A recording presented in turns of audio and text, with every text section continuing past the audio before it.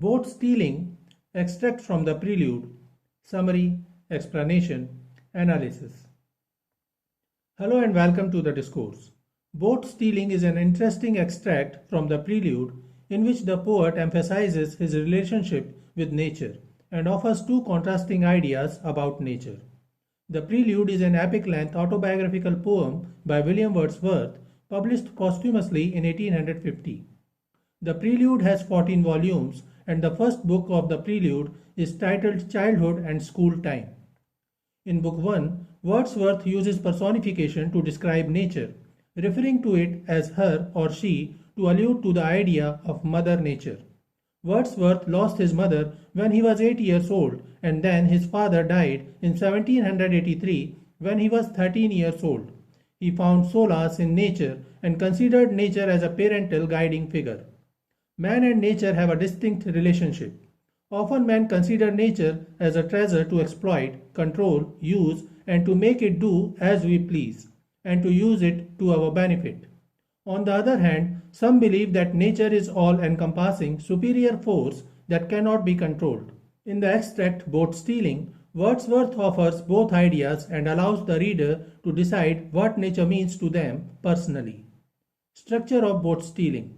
The prelude is written in blank verse and so is this extract. Thus, there is no rhyming scheme in the 44 lines of this extract from the prelude, while all these lines are written in iambic pentameter. This particular extract, Boat Stealing, is set in the Lake District, an area in northwest England known for its lakes, forests, and mountains. The extract begins with the speaker feeling confident and comfortable in nature, but his mood shifts when he sees the mountain. It is an autobiographical poem, and thus it is safe to assume that the speaker is William Wordsworth himself. The extract is written in a narrative poetic style with no stanza breaks. It appears like a 44-line long text, a single verse paragraph written in blank verse without any specific rhyme scheme, while the poet used hypotaxis, enjambment, imagery, metaphors, symbolism, simile, and personification.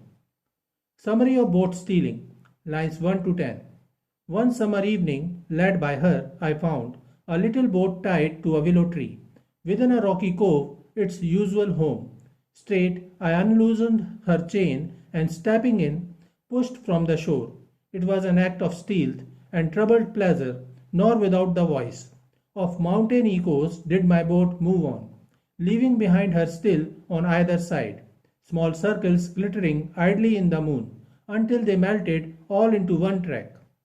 The poet begins by personifying nature as his guide and mentions nature as her, alluding to the idea of Mother Nature.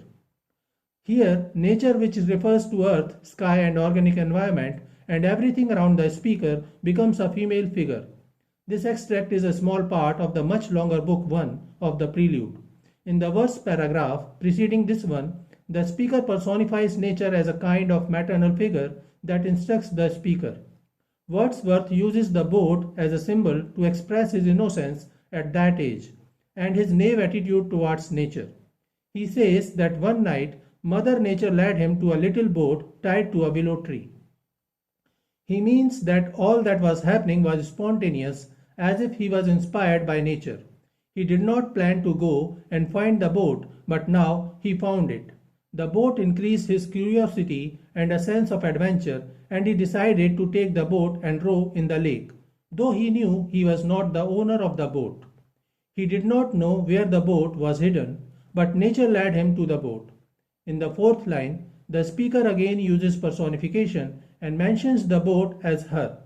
He untied the boat and rowed it out in the peaceful water of the lake. As he rowed the boat along, he could hear the mountain echoes and see the small circles glittering as his boat made ripples in the water. He describes the sparkling light as it reflected off the surface of the water. Lines 11 to 18. Of sparkling light, but now, like one who rose, proud of his skill, to reach a chosen point. With an unswerving line, I fixed my view upon the summit of a craggy ridge. The horizon's utmost boundary far above was nothing but the stars and the grey sky. She was an elfin pinnace. Lustily I dipped my oars into the silent lake. The speaker describes the moonlight as it reflects and sparkles on the surface of the lake.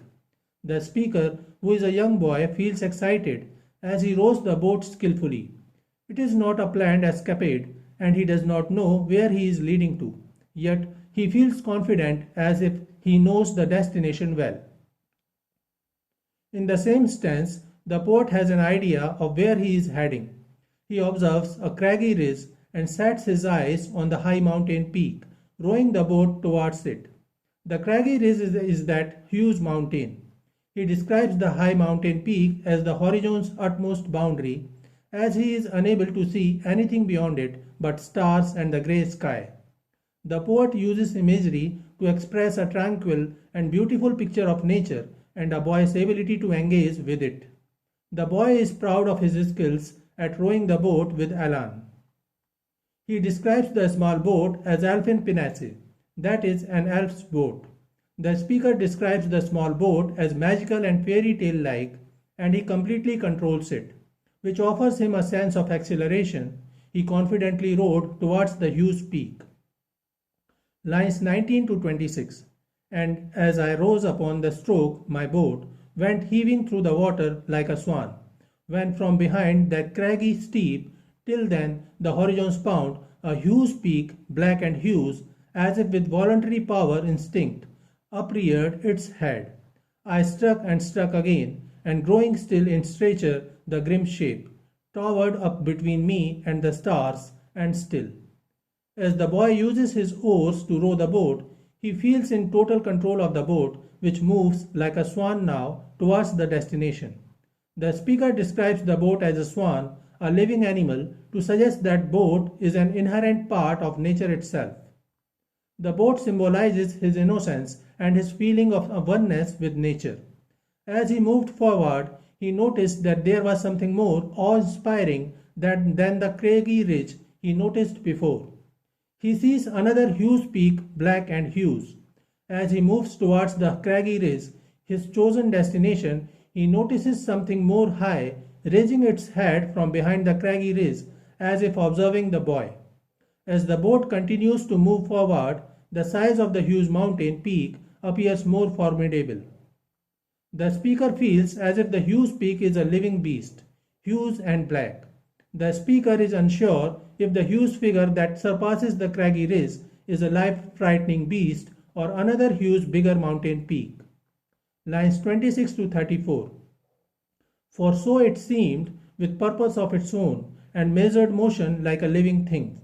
Strode after me, with trembling oars I turned, and though the silent waters stole my way, back to the covert of the willow tree, there in her mooring place I left my bark, and through the meadows homeward went in grave and serious mood, but after I had seen.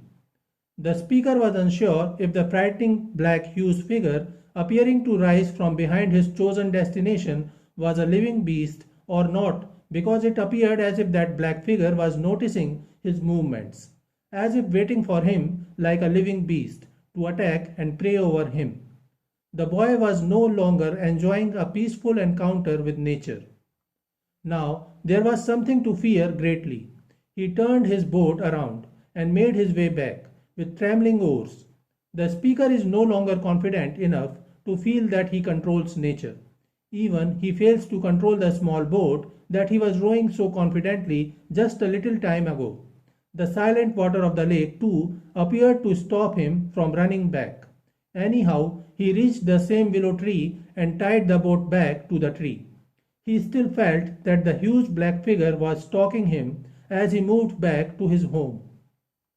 He was frightened and serious after what he had seen and felt. The experience the speaker has here reveals that nature is not always man's friend. In fact, there are mysterious and dangerous beings in nature.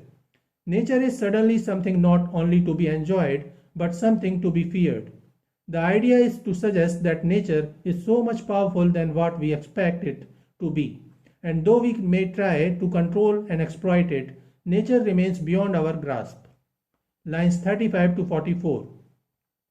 That spectacle, for many days my brain worked with a dim and undetermined sense of unknown moods of being over my thoughts.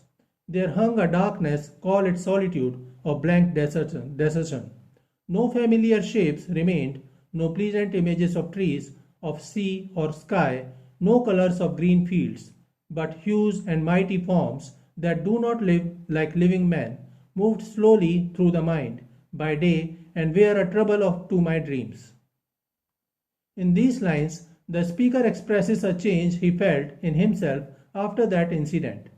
He realized that though he always found himself so near to nature and considered himself a part of it, he knows very little of it. He had a dark, mysterious intuition that there were forms of existence that he knew nothing about. His thoughts were covered in a kind of darkness. One may call it solitude or empty abandonment. He was unable to feel the same oneness with nature again. After having encountered a part of nature that terrified him, the speaker became aware that he was not in control of nature. He was not able to subdue and use it to his pleasure. No recognizable shapes remained in his mind, no nice images of trees, sea, or sky. He could not picture the greens of fields. Instead, giant powerful shapes that were not alive in the same way that people are alive moved slowly in his mind during the day. At night, these shapes gave him troubling dreams. This sudden change in his feeling symbolizes the maturation of the kid's mind as he moves towards adulthood.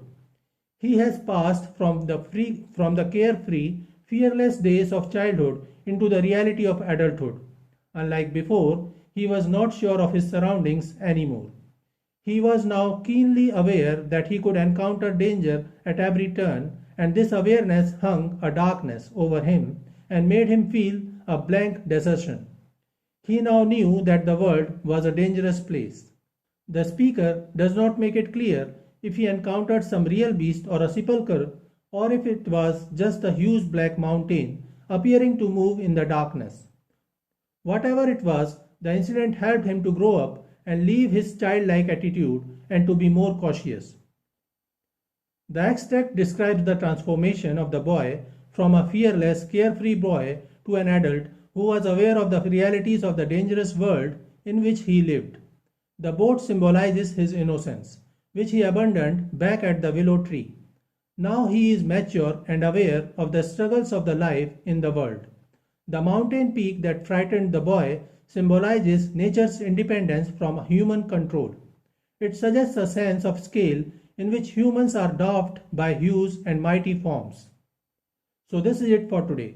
We will continue to discuss the history of English literature. Please stay connected with the discourse. Thanks and regards.